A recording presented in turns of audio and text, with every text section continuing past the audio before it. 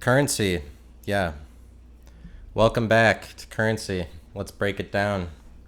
Let's talk about it. Current. Let's do it. There's a lot to unpack. Let's get down to brass taxes. Taxis. Brass taxis. They don't make enough of them. They don't make enough brass taxis. One of my favorite drinks is large coffee. I love large coffee. That's one of my favorites, as I mentioned before. One of my favorite drinks. I like it a lot better than like sweetened or iced. Is large. Like, I love large Pepsi. I like it. I like it a lot better than small Pepsi. Large Pepsi gets me going. It gives me that energy that I need. It gives me that pep. I love having pep. Don't you? That's why I eat pepper. But like Pepsi gives you a lot more pep than pepper. What about salt and pepper? Peppa Pig. Peppa Pig took a lot of the sting out of salt and pepper.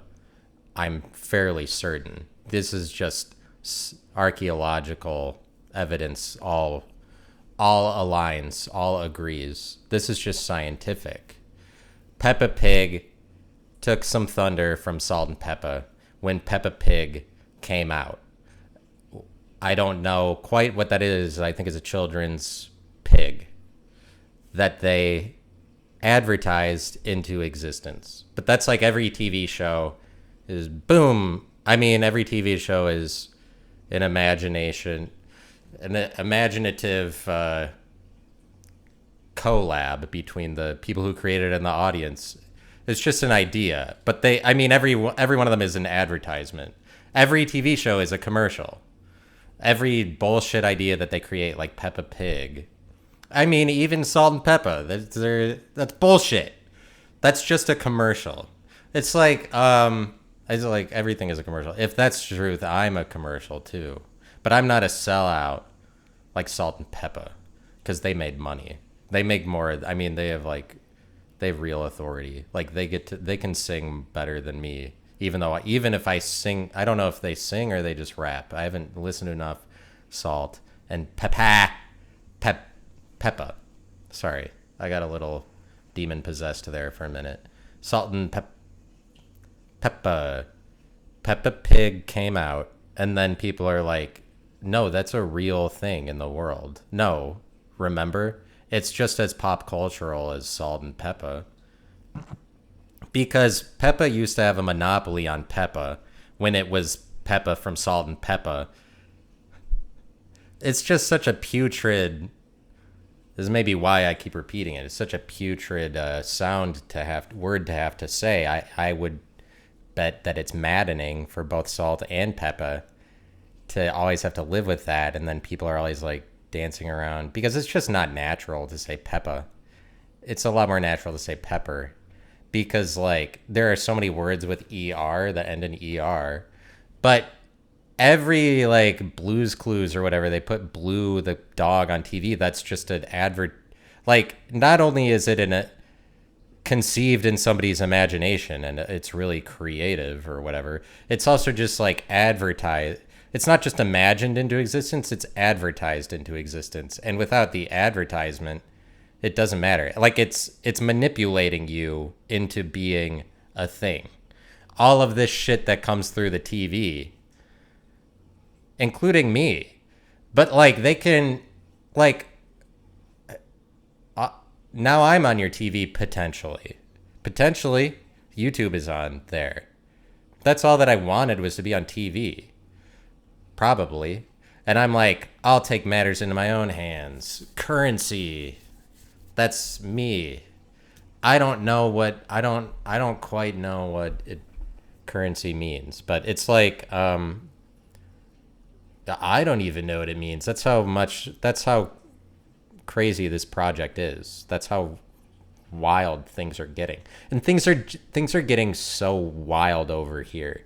Like in my corner of the universe, that like things are really ramping up. You know what I mean? And things are just like, you see what my hand is doing? They're just going up. It's stopping at different points. And a point is the same thing as a safe haven in the world of Who Wants to Be a Millionaire. So it's stopping at different safe havens.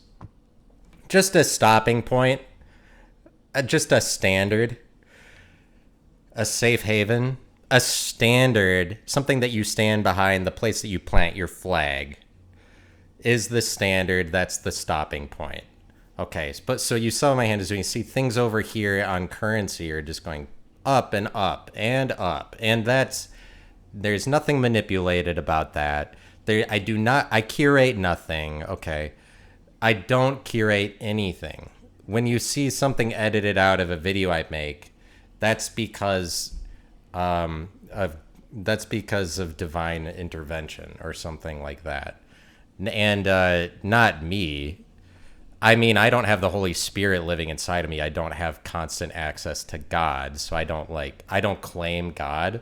But the thing is that I would probably claim that I was God more than a religious guy or gal.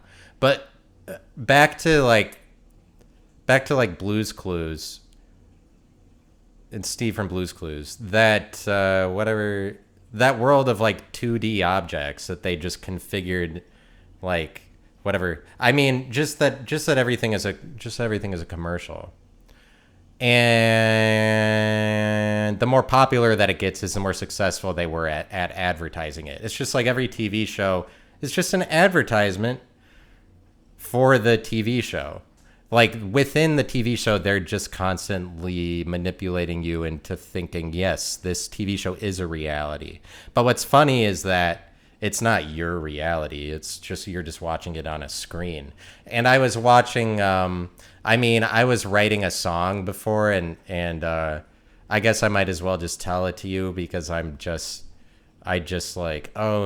vomit, and I can't sustain an idea long enough. It's comes out. It's then I vomit it up. I wanted to write a song around these lyrics, and I still will. But I was just writing a song, and the lyrics are about how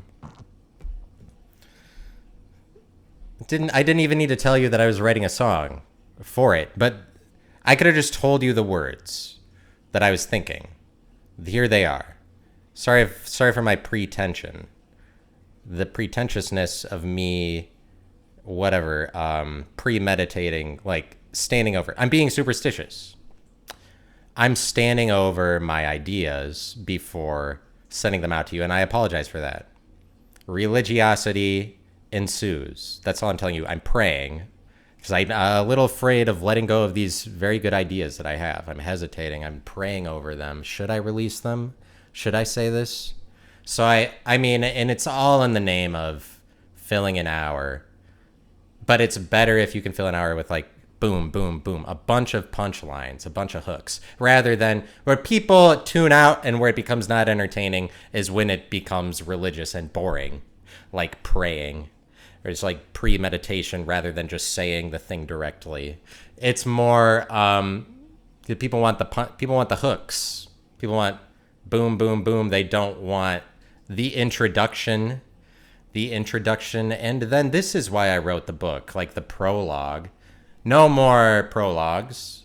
I'm pro, and I am for shitting. So, in that regard, yes, prologues, but I'm more of a epilogues. That's how big my shits are. Epic logs. Joking. Did I already do the joke about large coffee? I can't remember. I had this joke where I'm I like large coffee. I like large Pepsi a lot more than small Pepsi. One of my favorite drinks is large Pepsi. I like it a lot better than small Pepsi. This is the joke. So let me go back into what I was saying, which was that basically, do people realize that when something is on their screen, that they don't own it? Because they're I have Netflix. I have all these TV shows. Now I can watch fucking... I can watch Wings whenever I want. Now I can watch the Dick Van Dyke Show because I own it on Disney Plus. You know how those all are. It's whatever, Hulu Plus and CNN, like the plus plus network, C plus plus, C plus plus plus is the TV streaming network for like coding, instructional coding. Even though C++ is like not really the thing anymore. Like I don't think they write programs in C++. That's just like an instructional class to tell you about coding, which is another reason why college is bullshit. It's like, why don't you teach me Python? Or did I just go to a college that was behind? And they're like, you're going to learn C++. Is every other college at this point is maybe teaching you Python. Python, I love it. But like, do people know that it's not on their screens? I want a subscription to C++, so that, I mean, that would be the boringest one. That'd be the boringest of all time. But once it gets religious, then it gets boring because it's so pretentious. Christianity is incredibly pretentious. You're welcome. You're welcome for me putting that sentence together. That's why I said you're welcome. Because I've never heard anybody say that sentence. And that's why I'm different from Kyle Mooney. And that's why I'm different from Ben Avery. Because like to the untrained eye, you might look at what I'm doing and think it's all parody art. But like I craft original sentences with my craft. I believe in witchcraft, essentially. But like I would have to, or else I have nothing. I have nothing without Satanism. I mean, I have nothing without drugs, like LSD. Because like I don't go to church. I go to the church of like doing better and better drugs, hopefully. Like I go to the church of relative confidence here and there. Because hopefully it works out. I don't even know if I'm a con person half the time. It's a scary existence. I don't know what I'm holding on to. I feel I could wake up any day and then all of my beautiful words would run out. What if I didn't have words anymore? My beautiful, precious words that I have, that they're mine. I have them. I possess them. You don't want to stand over your word. You don't want to stand over things. Be religious, be prayerful, be hesitant, be superstitious. Standing over. You want to get to the next standard. You want to graduate to the next standard because there are whatever is happening over here. Because of there's a certain energy in the air over here or whatever. It's like, there's something different going on there. And there is this and there was this like, I don't want to go into this because it's boring. So I'm going to skip it. I choose my own path. I can do it. I can deny. I don't have to puke out every half-formed thought that I have. I can choose to not puke. Religion is boring. So you don't want, you got to get to the next, level. But like, people are, they shame the dominant person. They shame, like, being superior. I have to believe in, whatever, craft. But I was going to say that Christianity doesn't like words. That's why they try to tell everybody that the word of God, it's the word, the Bible. They act like there's only one word, and there's only one word that you have to listen to. They call the Bible the word. That's because they don't like words, plural. And that's the problem with a lot of things, is that people don't let it escape into pluralization. And by that I mean disintegration. People want an integrated idea to stay integrated. Let me give you an example. Reality. People love carrying on as if reality is one thing, just because they're insecure and they need to make sure that everybody else around them is seeing all the same things that they are, and everybody's the same because we're all on the same plane. There's only one of them. It's called reality. People don't want it to escape into realities, when realities is so much more cultural, flavorful, beautiful, so much more there with realities. Because like the first color that we discovered was red. And then we discovered all of these variations within the category that we were calling red, where we made lines of demarcation to express new cultures within the visible spectrum, those new cultures being yellow, green, purple, and then from there into like thousands of colors. So we were able to define. Because cultures are more defined and they're more intelligent because you're identifying more details, more and more different specific things. It's more differentiated. It's a lot more boring and it's a lot more dull when it's just one thing. It's just like the Christian church. When they make it like, oh, there's only one guy that we have to care about instead of being able to care about all the people in the world. Instead of that. And so Christians influence us all to be like, Elon Musk sucks because it's basically just Christians get worried when a figure gets too popular. They're like, oh, he's threatening Christ, especially if it's a woman. Especially if it's Miley Cyrus. Then the public will be like, oh, we got to rein in Miley Cyrus. But it's like boomers that have these old school values that fucking hate Miley Cyrus. And they're like, there's a lot of boomers that just use the Beatles to say that music already happened. And the thing is that we live in this horrible timeline as a result, post Beatles, where everybody has to be like, the Beatles were so good at music. The Beatles suck is fine too. It's not like, well, I know that they were good, but they also suck or whatever. It's just the Beatles suck. People have come out and they've said Star Wars sucks. That's okay. Because we can see it more easily with a movie. With music, we all have to be like, well, there's so many people's subjective opinion was that the Beatles were great. We live in this timeline now where even people that are as old as me, my generation, we have to be like, oh, the Beatles are so influential to all of us. And so Kyle Mooney, but what I was saying is that I'll get a Kyle Mooney example in a second. And it will be an example that I use. Words, I'm saying like realities is what it is. That's the way it actually is. If you're really going to recognize things, if you're going to go into more and more recognition, if acknowledgement exists at all, it's realities, it's not reality. It's words, it's not word. There isn't one word. And Christians hate words because that will take you out of Christianity, because then you can criticize Christ. Then there's way too many examples of different ideas. Like every word is a different reality, first of all. It's a different feeling, it's a different world. And one thing I feel might be true is that the word weird is so weird that it'll become the new word for word. Because it could do that because it's so close. Because weird is everything. Everything is weird, but we carry on like, oh, well, it has to be really niche to be weird. Just like, oh, that's so, out esoteric or whatever.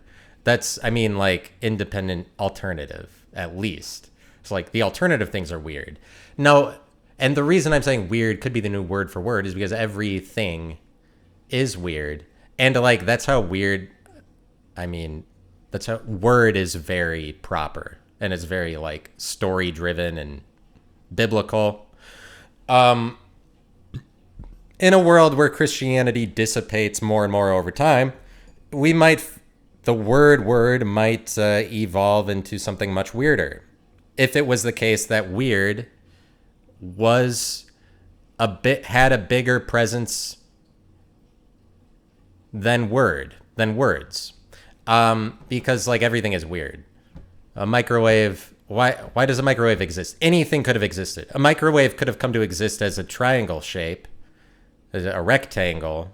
Rectangles are weird. And the reason that they're weird is because there's like 1,000 million, there's a million different four-sided shapes that can exist that aren't a rectangle, that aren't perfectly rectangular. Like a circle is weird. Perfect circle, like every mug is made into a perfect circle. A perfect circle is just one example of a circle. There's like infinite ovals that are very close to a perfect circle that have a different formula for what, like they aren't, Everybody knows the formula for the diameter of a circle is pi times the diameter, like for the perimeter of a circle. But that's only for a perfect circle. There's infinite other formulas that exist for infinite other slightly off circles, like ovals. And none of them are better, technically, than the perfect circle or whatever. The perfect circle is just really popular. And is really, really popular. That's like, we make everything that. And then all the other shit is considered weird. This is another thing I'm saying is like people only want to stay on the one thing, the standard thing. They don't want it to devolve into pluralization. They don't want it to devolve into circles, just like we call them ovals. So like there's one circle. We're not like there's multiple kinds of circle unless they're like bigger. It's like the formula for pi, it's like pi isn't really a thing. It's just a thing for a perfect circle because you get a slightly different number for what pi is to describe an oval.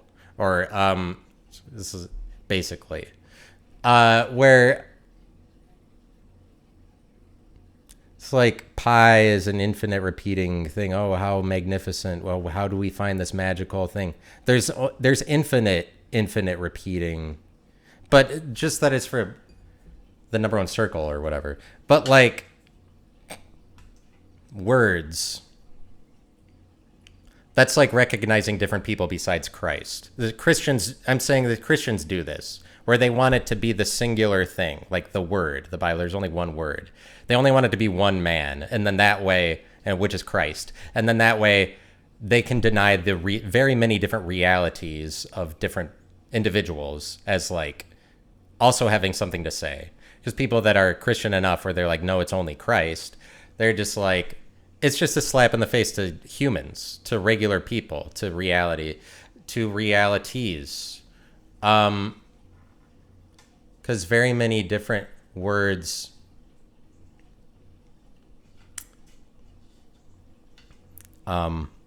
you know, people want to get out, people don't want to get off the standard because it's all realities. The kitchen is different from the dining room. Like the bar, one bar is a different reality from a different bar.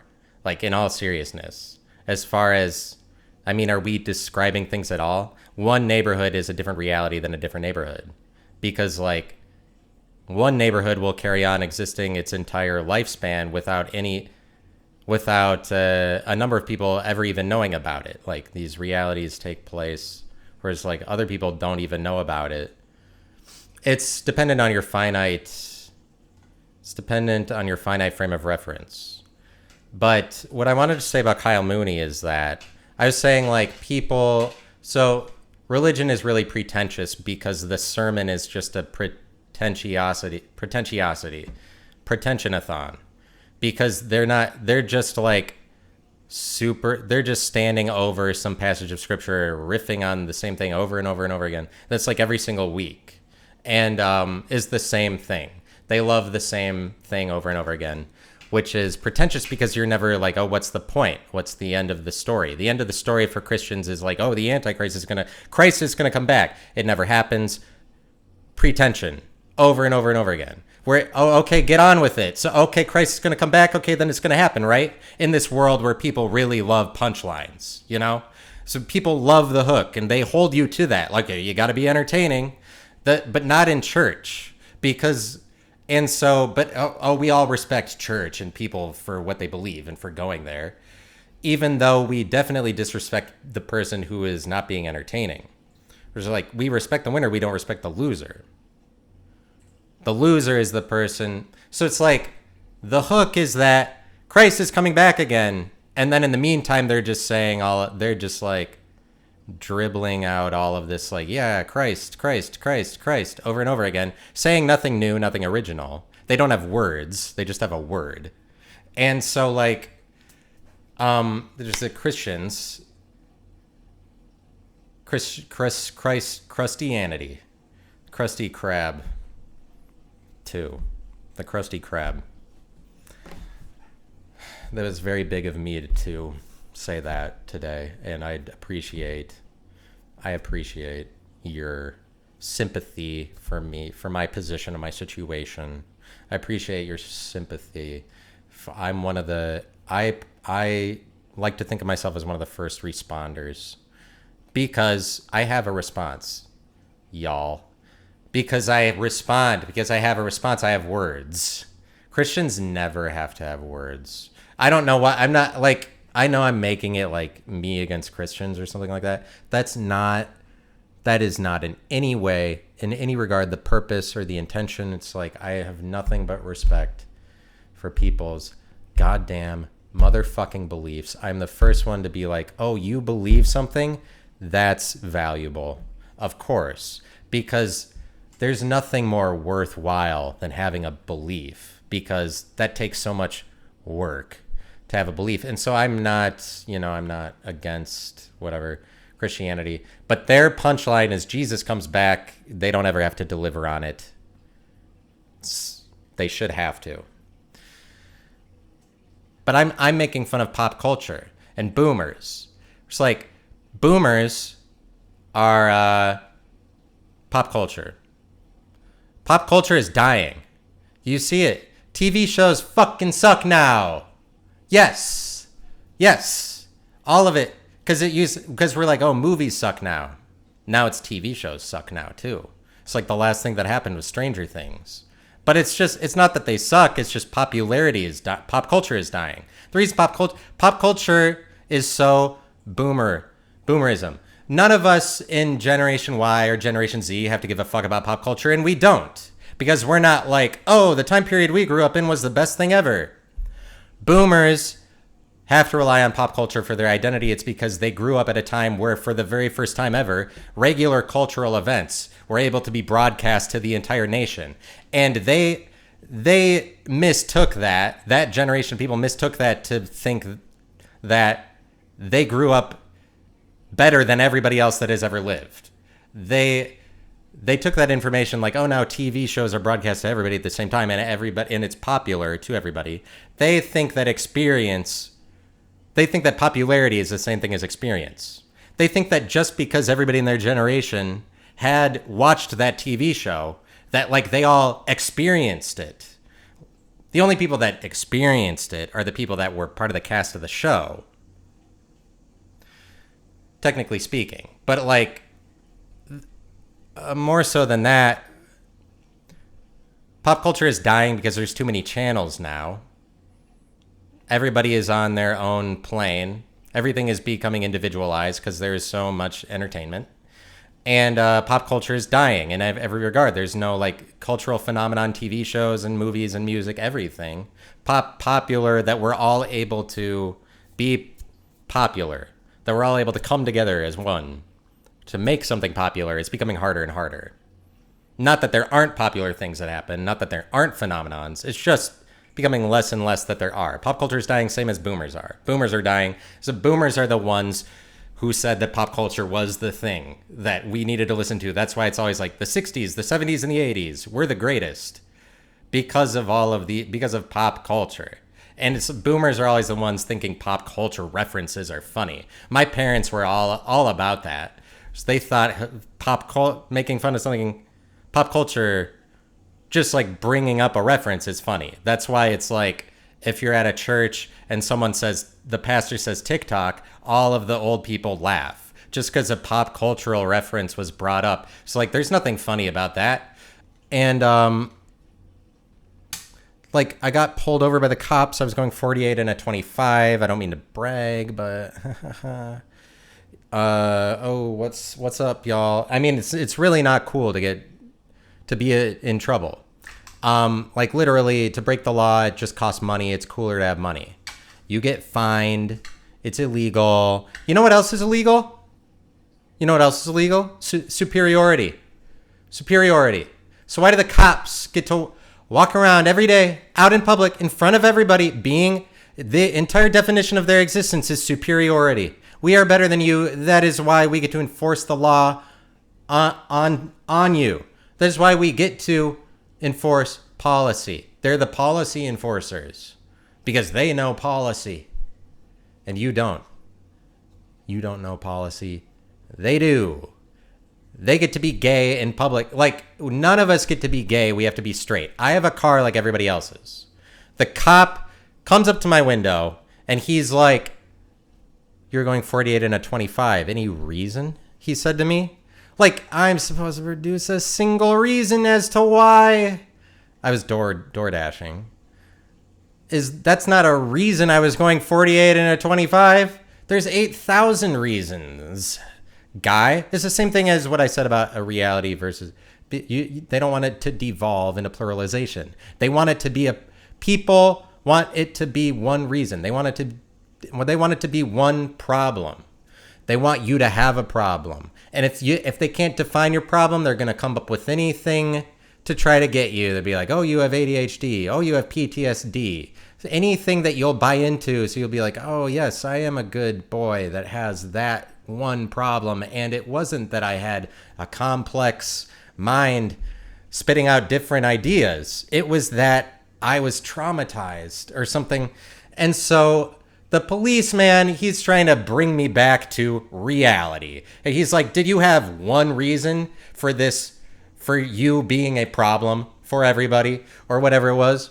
And it's like, "Sir, you're the one with flashing red and blue gaudy lights. You're the one, like, I have a car that looks like everybody else's. You have a car that says, like, sheriff with a giant badge on it to show that you are better than everybody else.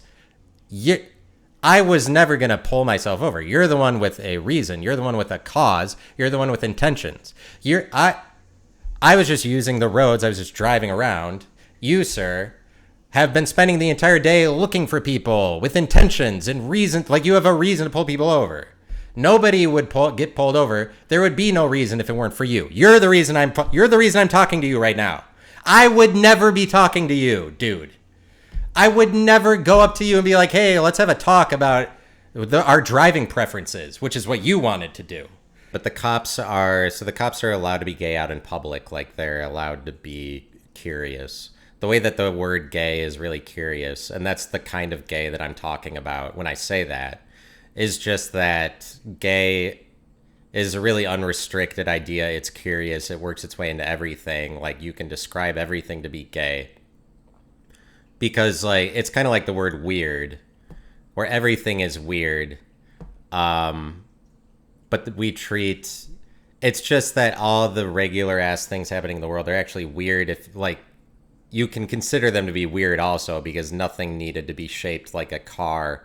Or, like, a car could have turned out to be any thousands of different kinds of shapes. And there's, like, thousands of kinds of transportation that are not standardized, that aren't allowed just because they're not popular. And because they're not popular, like, they don't create a standard enough for people to, like, stick around as a company to make money or whatever. And the government restricts alternate forms of transportation. That's why we always have police policing the roadways. They do that. Like, it's a lot easier for the police to keep track of the roads than if we were all given personal elevators that flew around. Like, the government and the nations of the world wouldn't be able to track us crossing borders of nations or states or anything. If we had, like, our own personal flying devices, or if that was more regulated and more popular. But that's not important about what I'm saying. I'm just saying, like, the cops get to be curious. They get to investigate you whenever they're granted the right to be entirely gay and curious and just like, "Oh, what's going..." They can be a suspicious person in your neighborhood. They can be a queer. Like, and they are a queer to be doing what they're doing. Because it's so queer in comparison to what the rest of us are just straight. But it's like the people that are above, the people in high places of authority are gay, and they are because they're imposing some kind of false authority or whatever it is. Like Donald Trump is gay, you know, to be that spectacular of an example of a person. You know, he's not supposed to be gay, where he's not allowed to be gay. That's why everybody comes out and they're angry at him for being gay. Everybody's like, "You don't get to act all chauvinistic," or whatever it is, narcissist. and act like you rule the world, like you have to abide by policy the same as everybody else. You're not above the law, but it turns out that he is above the law because he can be a convicted felon and still be elected president or whatever. And people are really pissed that he's allowed to be gay and out in public. Like, you're supposed to be a policeman to be able to do that, or a politician, which is basically the same thing.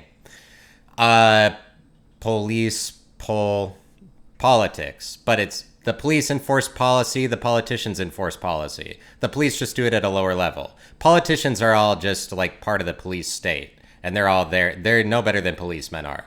And people are pissed at Trump for not being a policeman, not being gay, and then he's doing all this gay stuff. It's like, oh, no, that's not the way it works. Everybody's pissed. It's the same thing as when I make a comment on Twitter. Like, what I'm saying is it's illegal to be superior in society. Not like the cops will arrest you for it. It's just like socially, you can't be superior, or whatever.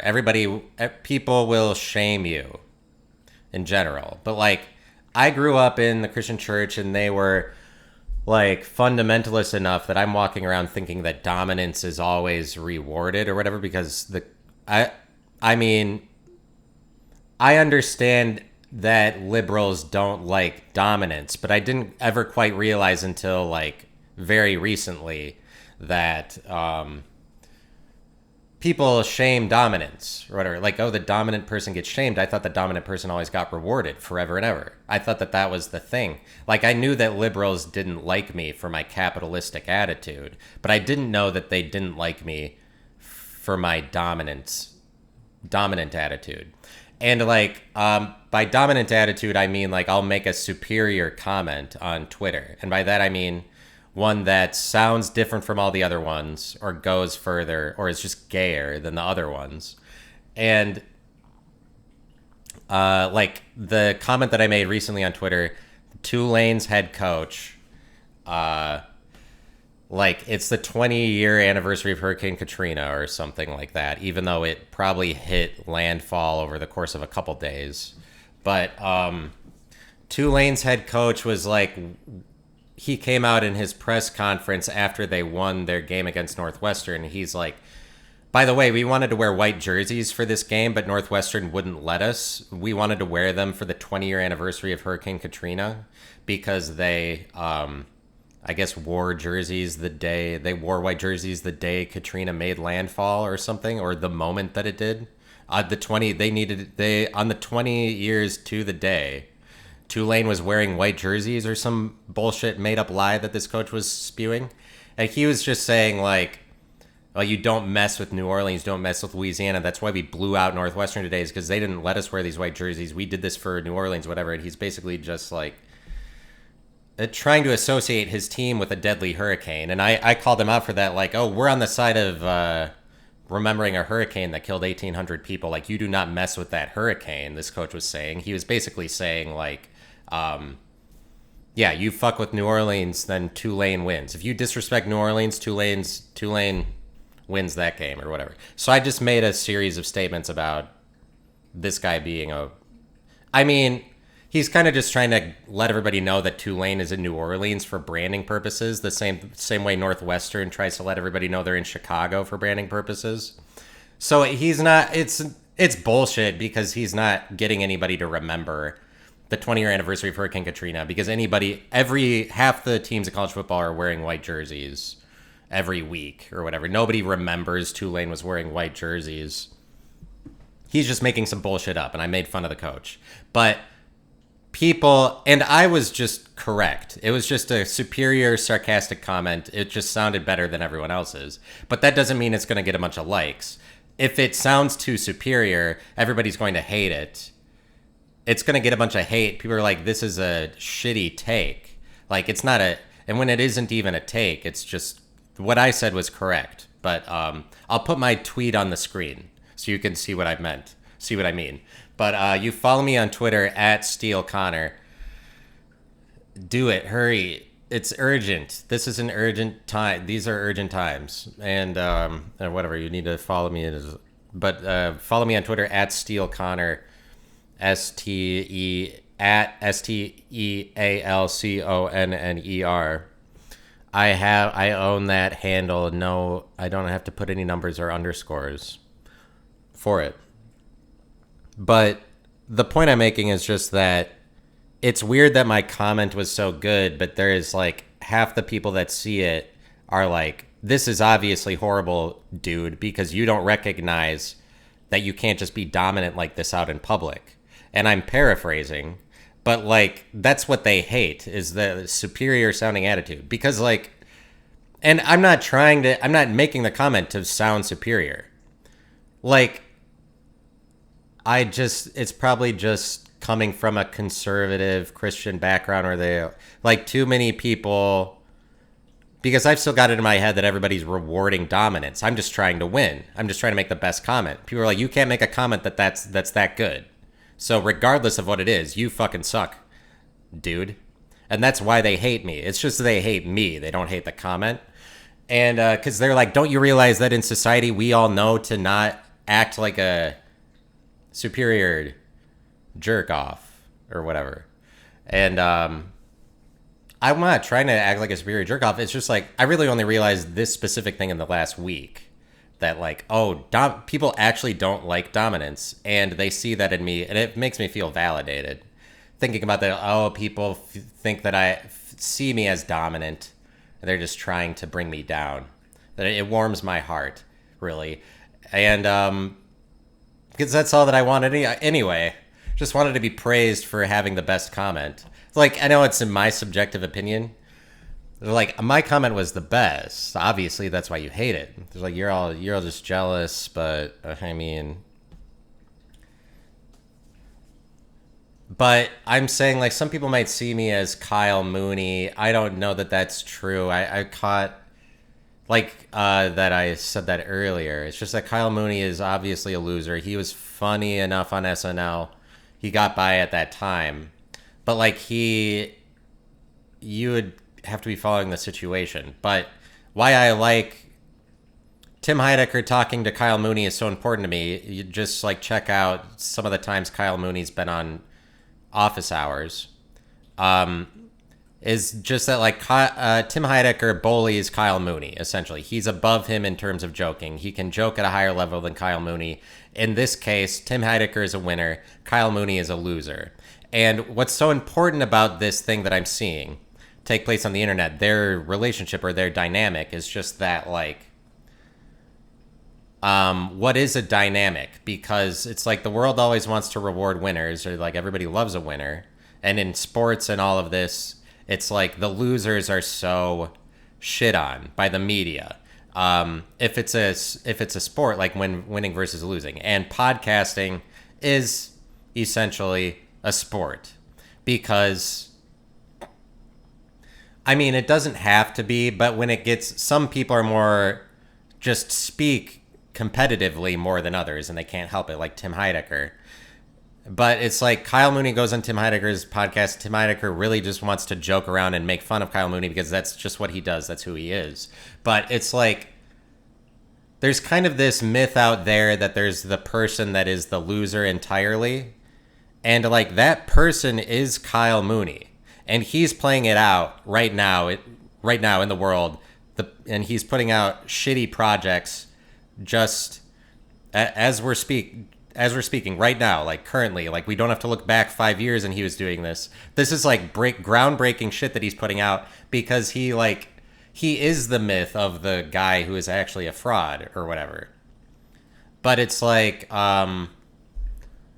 it's a myth, though, because it's really just a dynamic. Because even though Tim Heidecker and Kyle Mooney, Tim Heidecker is the winner, Kyle Mooney's the loser, just because the way that they talk, Tim Heidecker can always make fun of Kyle Mooney more. Kyle Mooney doesn't joke at the same level as Tim Heidecker and his friends. But it's like, even though that's the case, that doesn't mean Kyle Mooney's completely a loser. It's just a two-way relationship. It's just relative. It's just a dynamic. So, like, the reason it's interesting to me is just because, like, what is the extent of a dynamic? It's like, it's always a dynamic. Nobody that I would come across is, like, so much more a loser than me or a winner than me. Technically, like, in all seriousness. I'm not saying this just because, like, I don't win enough or anything. which like I would want it to be that way. It's like, no, because it's like, oh, if I lost too much, I'm like, well, it's just a dynamic. It's not like you're always winning or whatever. I'm part of this too. I deserve credit for you beating me or whatever. It's like Satan deserves credit for always being below God. I mean, that's different. That's a bad example. But like, I'm just saying that like the absolute fraud is like a myth, but Kyle Mooney is trying to pull it off anyway. And so, and like, you shouldn't look at me and see Kyle Mooney because like Kyle Mooney made a podcast with Beck Bennett that they just started and it's terrible. Kyle Mooney steps on every possible funny thing that could happen for some reason. It's like he was funny on SNL. I don't know what has happened to him now, but it's not intentional. He's just kind of a doofus. But it's interesting for the time being. I don't think it'll last because he can't. It's just like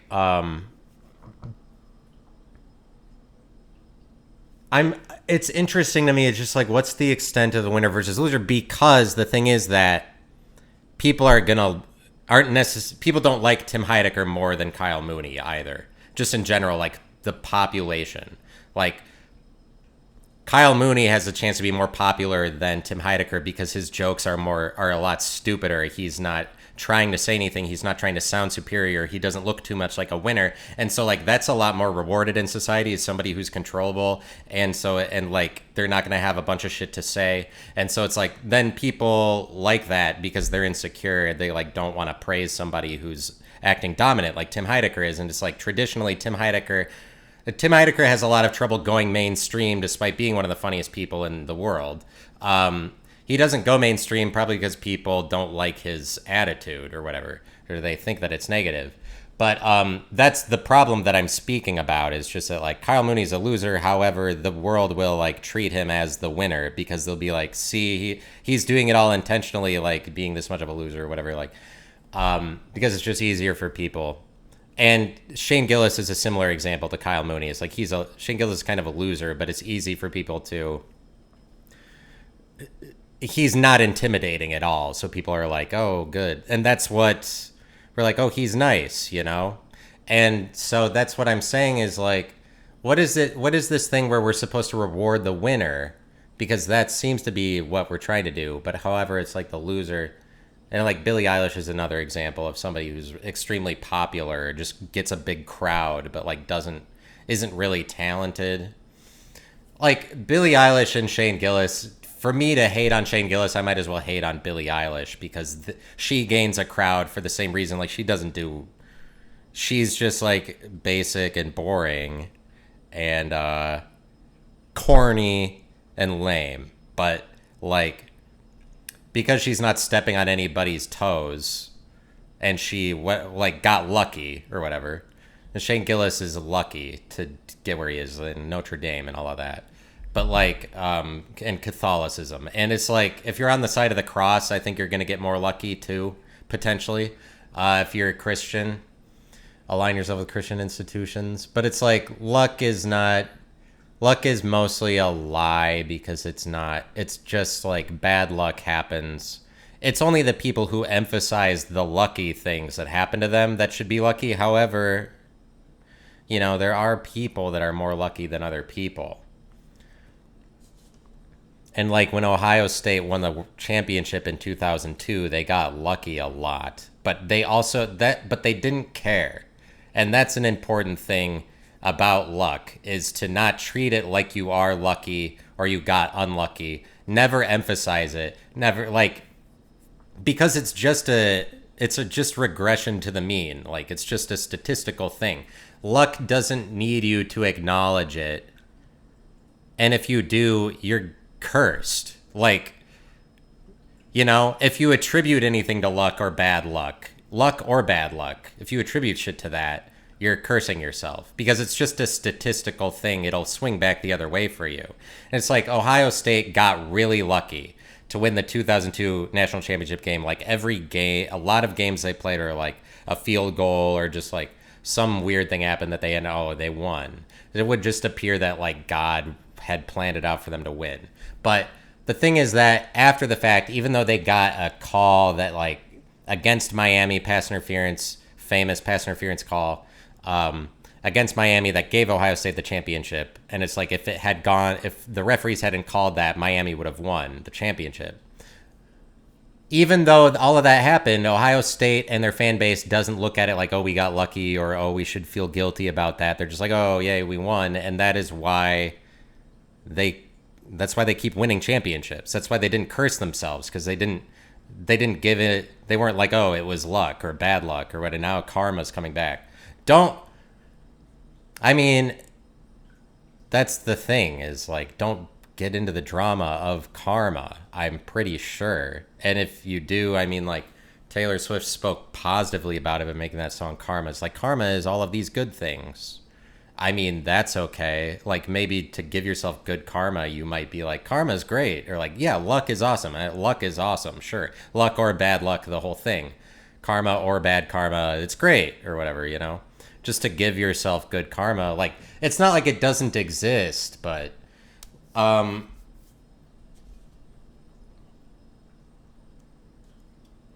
Wisconsin fan base feels guilty about everything.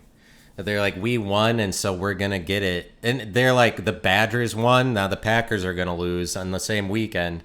They feel guilty about literally everything. That's because it's a police state. And the same reason why it's more racist of a state is because the police are given more credit or whatever. It's like Wisconsin thinks that they're in trouble or something. And I don't know why that is, but it's so like that gives the police more power. I'm just saying, if I smoke, I mean, as far as I can tell, as far as I know about it, and that's why the referees hate the Badgers. Because like the fan base gives credit to the referees. I mean, something like that. I don't really know. I don't. I mean, I give credit to the referees, but it's righteous, just so you know. Because I'm just attacking them for them being evil Satanists. I don't attack them for being against Wisconsin specifically. I attack them for being against everyone. Because, of course, there's undercurrents of, like, trading off the books shit where the referees are being spoken to by higher ups about. Of course, there's collusion between the broadcasting networks and the referees, and there's some bullshit going on and some scripting going on. Certainly, you would. I mean, just open your eyes. Open your eyes, folks. Once you open your third eye, you will know that the referees are liars, and that's all that you. That's what's important about it. Yeah, I don't know if people. You shouldn't. But, like, people will call me a fraud, like the way that you should be calling Kyle Mooney the fraud. But I don't think we ever call somebody who is just, like, entirely loserly a fraud. I don't know. We might give them a pass. And it's like boomers are...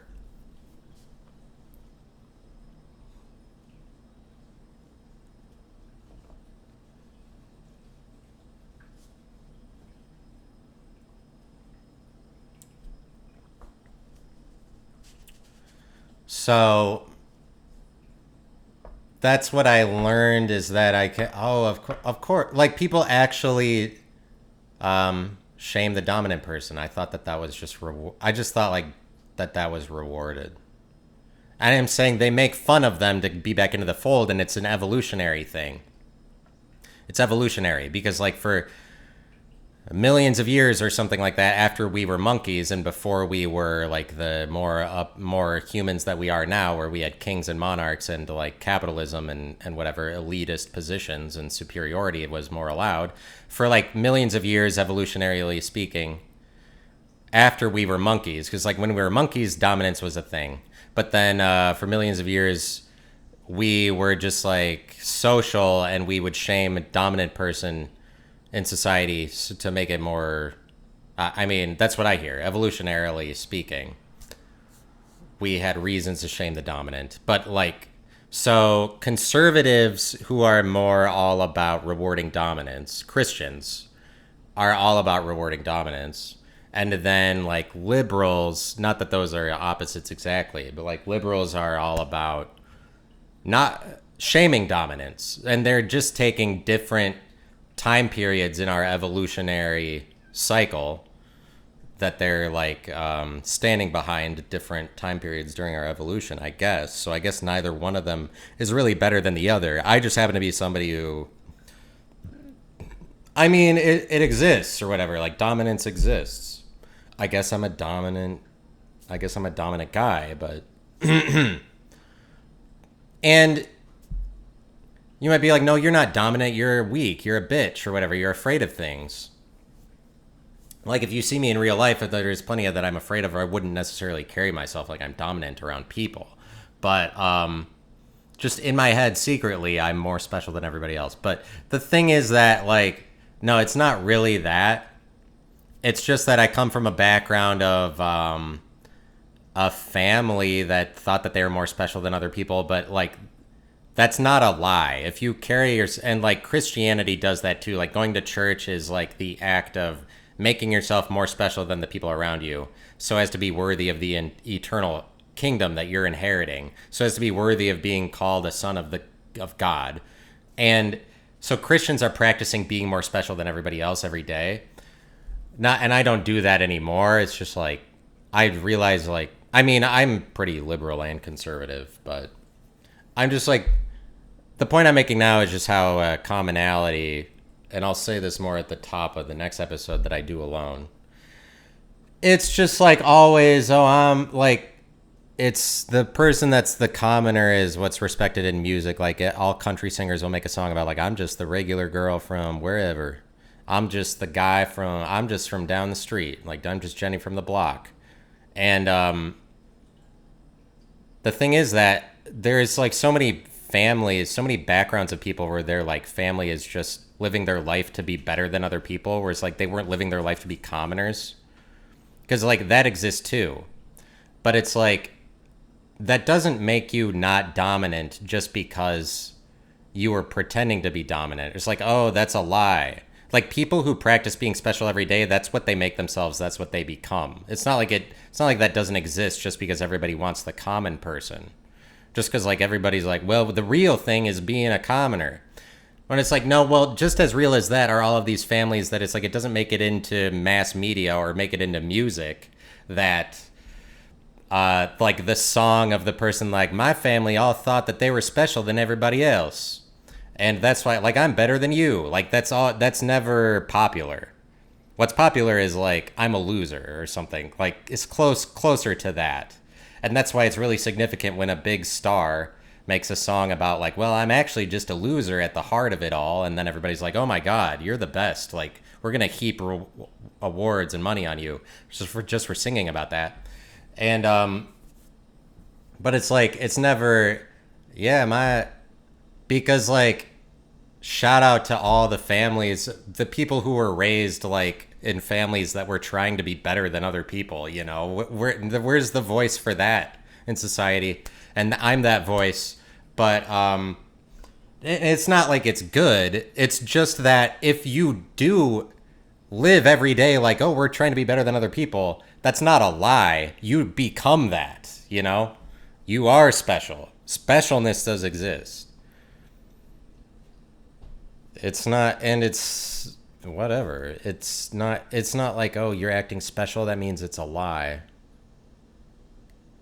If you go to like private school for 20 years, that is special. Like, that's retarded. That's special school. Private school is special school. It's like you went into a smaller group of people versus the public.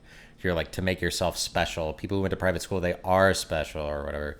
It's unfortunate that exists, but it's like, and those people are bullshit and we hate them, and I hate them too. And I hate that. I think they're pricks. I think I'm a prick or whatever, you know? Of course I'm a prick. Of course I'm a ass. Even if I can't deliver on it all the time. Like, I mean, it's just hard because it's not rewarded always. But like boomers control way too much about media. It's like I have a conspiracy just that Christians do all the shit. It's like this is a big group of people to go after. Like, that's the conspiracies. Christians and Muslims and Jews all aligned. Anybody in a religions. But like another one of those is just boomers. Boomers were got themselves into positions of power in media when media first became national for everybody, and now they're holding it over all of us to this day. And it's like Bill Burr, I think, made a comment about how, like, how come people my age are all the comedians or whatever? Like, how come we're all the funny people? Because to perpetuate this myth that anybody in generations younger than him, like Generation Y and Generation Z and after, they're not funny because they're all PC, which is a lie. It's just something that boomers would pretend is the case. But it's like the reason why Bill Burr and people his age are all the comedians that we know is because they're that age group, the same as they're fucking all of us with like housing and everything and jobs. Like, we can't get houses and jobs in my generation. This fucking group of people are so selfish that they just took up all the positions, and then they act like the rest of the younger of us are idiots for. It's because they're selfish. Like, and it's like Bill Burr will go on any TV program and everybody there are all boomers or they're all old people, and they'll all laugh at everything he says. It's like, oh, it's hilarious. You're the angry guy. You're the only one that exists. They did the same thing with Robin Williams, and like, and everyone that came around during their generation. They're like, oh, Bill Burr is always endlessly hilarious. Like, this is the guy that does it. It's because like boomers took up all those positions of power in national media, and they're like, that's like, more needs to be spoken about how shitty they are. And like, that's why Miley Cyrus makes, I mean, most of the shit she makes is better than, like, there's plenty, music is better now than it's ever been. There's like 50 songs that are made every day that are better than anything the Beatles ever made. It's like, in all reality, it's like the same as there's 10 movies made every day that are better than Star Wars because the original Star Wars sucked, as we can all see. Just like the Beatles, just because they came first. There's so many songs made all the time that are better than everything the Beatles ever made, but they're not going to get any press because it's like boomers own the press, and so that's fucked up. And I definitely wanted to speak about MGK and like MGK. Anyway, I'll talk about that at the top of the next one or whatever.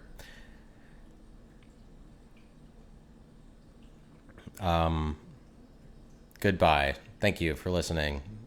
Thanks for tuning in. This has been the Currency Podcast. Follow me on Twitter at SteelConner, StealConner, and subscribe to the Currency Podcast, or don't, or I don't want to be the guy that says that same thing that everyone else says.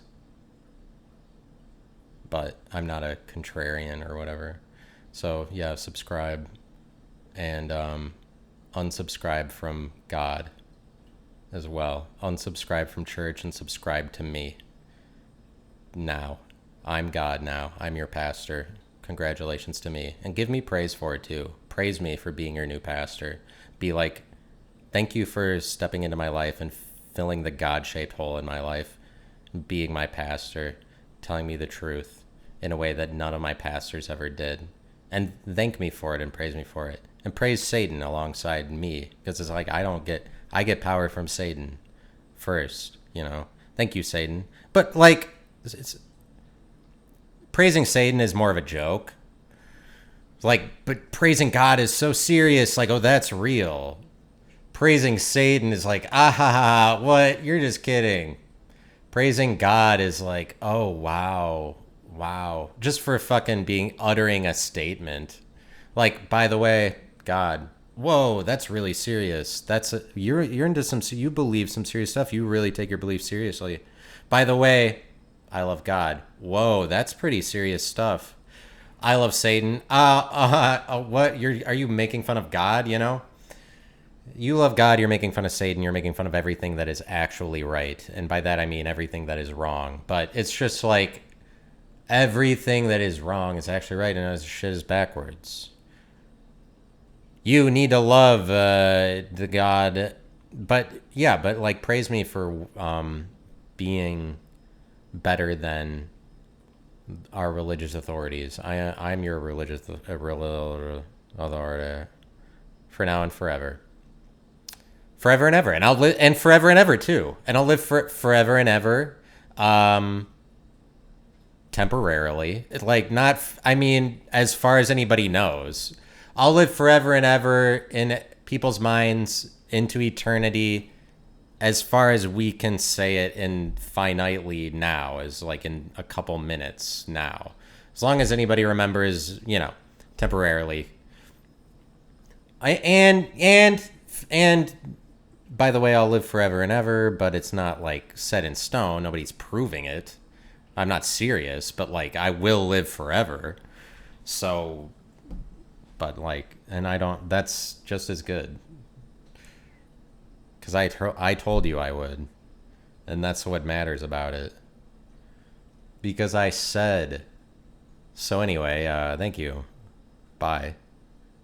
Goodbye.